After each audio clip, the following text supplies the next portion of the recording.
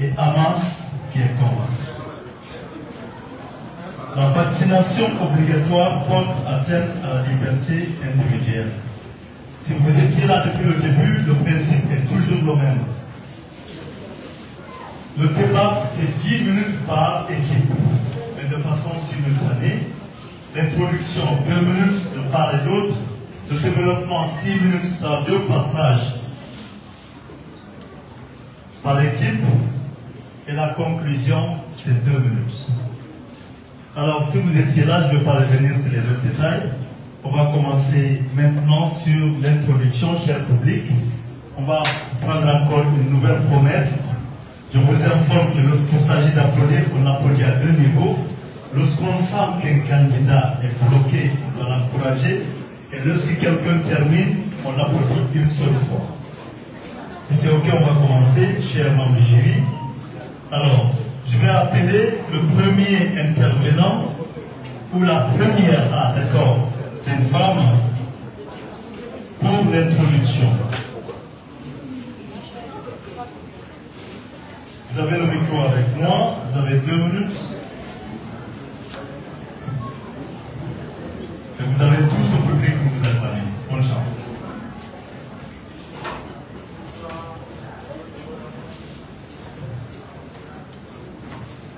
Dans le silence des premières rencontres, le nom est une clé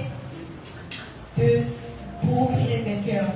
Alors, ainsi, ladies and gentlemen, mesdames et messieurs, honorables membres de ce auditoire, s'il vous plaît, je vous prie, telle la délicatesse d'une plume sur du papier fin, de me donner l'occasion de me révéler.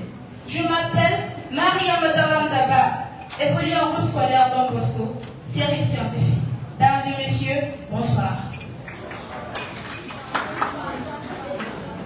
Protection, prévention, responsabilité. Voilà des termes qui décrivent notre débat, qui est autre chose que la vaccination, c'est le mot-clé. La vaccination a pris son sens et son importance depuis 1796, lors de la création du premier vaccin par Edward Jenner. Alors, en populaire on dit Talou Inhal, Walmeria, traduction, ça veut dire pas beaucoup, fais-le, on va voir. Alors que les idées s'affrontent, que la région l'emporte. Avec pour seule assertion, avec pour seule affirmation, l'affirmation de notre thème pour tout à grand cours, pour dire que la vaccination est une atteinte aux libertés des droits individuels. Alors, nous espérons vous offrir un débat des plus intellectuels, des plus savoureux, pour vous mettre dans un monde de joie et de connaissance. Merci beaucoup.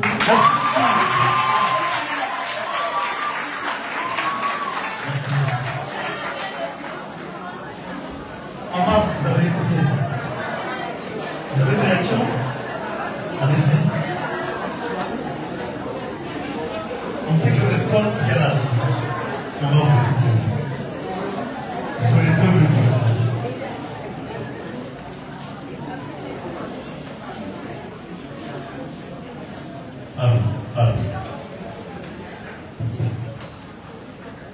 Bonjour à tous et à toutes, et bienvenue dans ce cercle éducatif fondamental et du 46 jours, un festival sonore, un podium de rythme et cadence du continent, synonyme d'éducation africaine.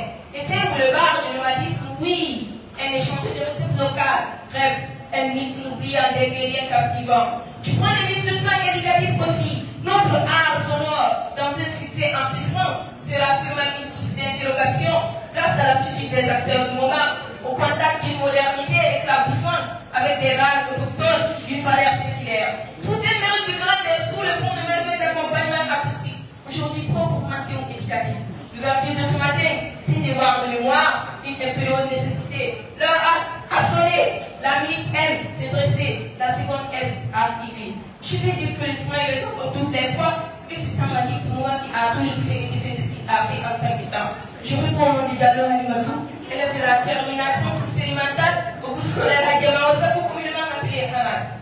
Les vaccins constituent l'une des avancées les plus importantes en matière de santé et de développement Depuis plus de 2 siècles, en toute sécurité, les vaccins ont calmement réduit les effets catastrophiques de maladies, telles que la polio, la rougeole, la variole et tant d'autres maladies évitables à travers la vaccination.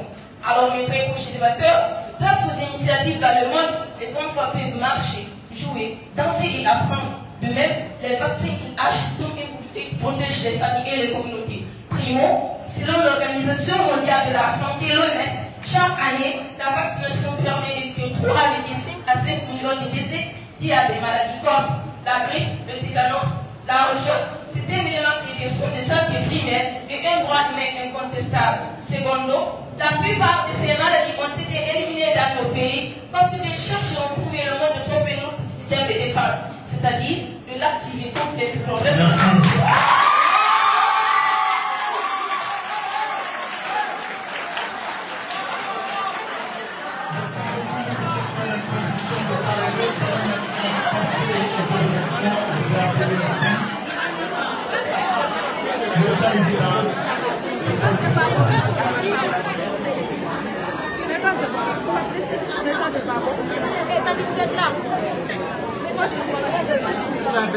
Tu vas te regarder sur la page de l'INC après.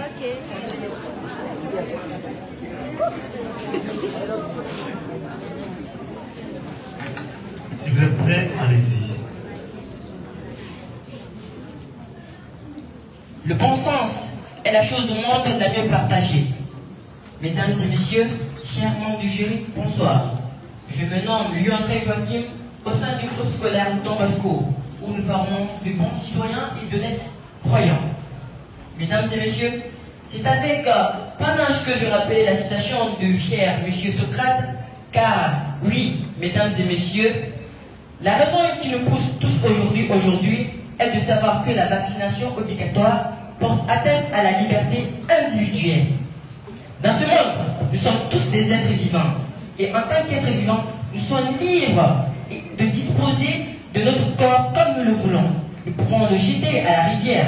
Nous pouvons sauter du balcon si on veut. C'est notre propre corps. Ainsi donc, on peut accepter ou refuser n'importe quel type de vaccin si on juge que nous ne sommes pas aptes à les recevoir. Forcer un individu qui jouit de toutes ses capacités mentales, à accepter quelque chose qu'il n'arrive pas à comprendre est totalement fallacieuse.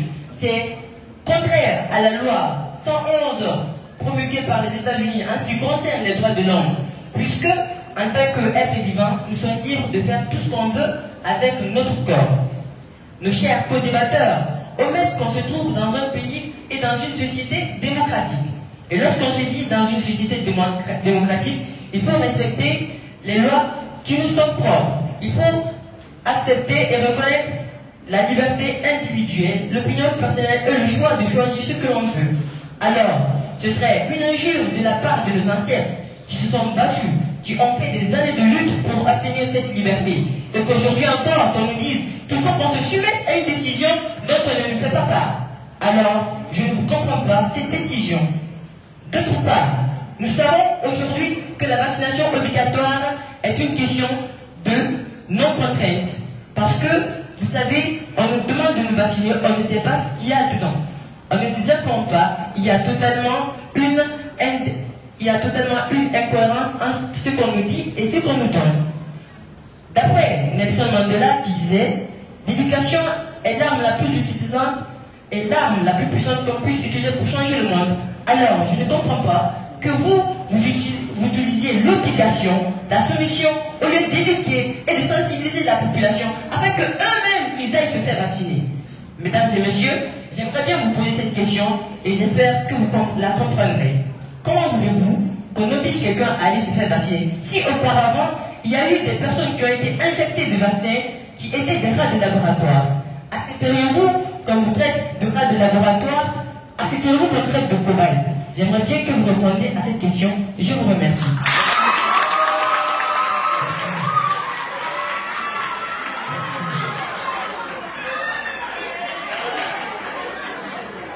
Merci pour cette entrevue et ce développement. Nous allons écouter encore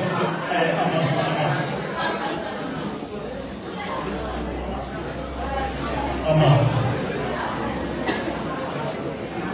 Hamas, vos adversaires ont développé une partie. Vous avez le droit de comprendre ces outils. Pas besoin d'une longue liste pour me présenter. Mesdames et messieurs, distingués invités, membres du jury, chers professeurs, chers élèves, bonsoir. En effet, je suis Aïe Fofana, lycéenne en 12e sciences expérimentales au groupe scolaire Ayama Osako, connu sous le nom de Hamas. Thème: la vaccination obligatoire pour attendre à la liberté individuelle. Nous, élèves du groupe scolaire Hamas, nous disons non. Comme disait un adage italien, Sulpitar, Cosa, Tilitur, Effectus. Mes chers débatteurs, permettez-moi de vous définir ce mot car vous êtes un manque d'informations scientifiques. C'est-à-dire, il n'y a pas de fait sans cause et il n'y a pas de cause sans effet. La vaccination, par définition, attend un ensemble efficace de vous protéger contre les maladies potentiellement mortelles. Avant d'être en contact avec ces infections, elle utilise des défenses naturelles pour combattre des infections spécifiques. Alors, quel est son but? En déclenchant la fabrication d'anticorps, la vaccination permet de lutter contre les maladies potentiellement mortelles. Car on se vaccine pour se protéger soi-même, mais aussi sa famille ainsi que les autres. Cependant, quel a été son objectif ou quel est son objectif aujourd'hui? Comme je l'ai si bien dit, on se vaccine pour se protéger soi-même, sa famille, mais aussi les autres en particularité, les plus fragiles. La vaccination permet de lutter, de combattre, d'éliminer des maladies très graves. On estime que 2 à 3 millions de décès par an sont évités grâce à elle. Dans ce cas, parlons directement du taux de mortalité infantile qui ont chuté au cours des 5 dernières années. À l'échelle mondiale, ils ont diminué de plus de 2 tiers, passant d'environ 10% à 1974 à juste 3% aujourd'hui. La vaccination est donc un rôle déterminant dans la réduction du taux de mortalité infantile. Nous savons tous que si nous touchons les enfants, nous touchons le cœur des gens. Le cas de la COVID-19, c'est cette même vaccination qui réduit le taux de mortalité de la population mondiale. Ce sont les importances primordiales, dire, fondamentales de la vaccination. Alors, les chers co-débatteurs, quels sont les risques de ne pas se vacciner ou de ne pas vacciner ces enfants? Opprimons rapidement les enfants attrapent le tétanos. Et le tétanos est une maladie potentiellement mortelle causée par des germes contenus dans la terre. Si votre enfant n'est pas vacciné, il risque d'attraper le tétanos. Et ça même si tous les habitants de votre localité sont vaccinés. Aussi longtemps nous avons la diphtérie, la polio, la rougeole, etc., etc. Nous voyons que ces risques sont venants. Alors passons aux conséquences. Environ 40% des enfants non vaccinés vivent dans les pays qui sont touchés, entièrement ou partiellement touchés par des conflits. Ces enfants sont les plus vulnérables confrontés de la maladie, telles que la rougeole, la polio, qui peuvent directement conduire à la mort. Je vous remercie.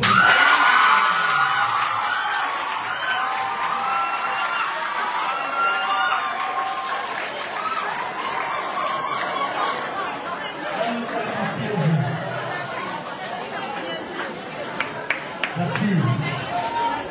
Je vous précise que dans un débat, le respect du timing est obligatoire. Merci. Moi, je m'appelle Charlie Stop. C'était fini. Le développement n'est pas encore terminé. Nous allons laisser Tom Boscu se défendre une fois de plus. Et vous avez encore 3 minutes. 3 bonnes minutes. Et vous avez la parole.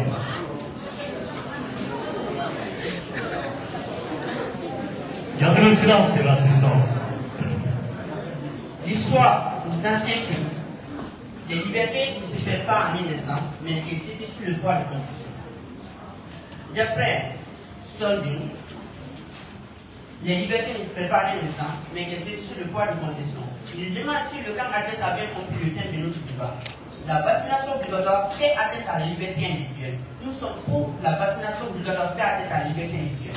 Et vous êtes contre. Nous ne sommes pas contre la vaccination, mais contre la vaccination obligatoire. Alors, si vous nous avancez des arguments de l'importance de la vaccination, alors ce n'est pas bien contre. Vous devez bien défendre la vaccination obligatoire. Nous, on est contre la vaccination obligatoire, on n'est pas contre la vaccination. C'est qu'il faut savoir que la vaccination obligatoire constitue une atteinte à la liberté individuelle. Maintenant, lorsqu'on parle de vaccination obligatoire pendant les périodes de crise sanitaire ou d'épidémie, on demande souvent l'argument, la liberté individuelle, on ne peut parler de cela si la santé publique est menacée. Mais ma question pour le cas inverse est la suivante. Peut-on parler de pour le cas inverse est la suivante. La vaccination obligatoire constitue le seul moyen de garantir la santé publique? Non. Nous avons bien d'autres moyens, comme l'information, la sensibilisation et le dialogue. Et ces méthodes se sont avérées efficaces en Suisse, aux États-Unis, en Suède, où grâce à l'information aussi, la population a pu prendre des choix éclairés, ce qui a permis l'acceptation volontaire de la vaccination, permettant ainsi un taux élevé de la vaccination et garantissant l'unité collective, sans pourtant pousser à la liberté individuelle. Mais si vous venez ici pour nous passer de l'importance de la vaccination, alors ce n'est pas bien contre.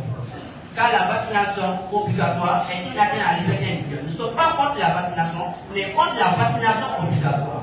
Merci.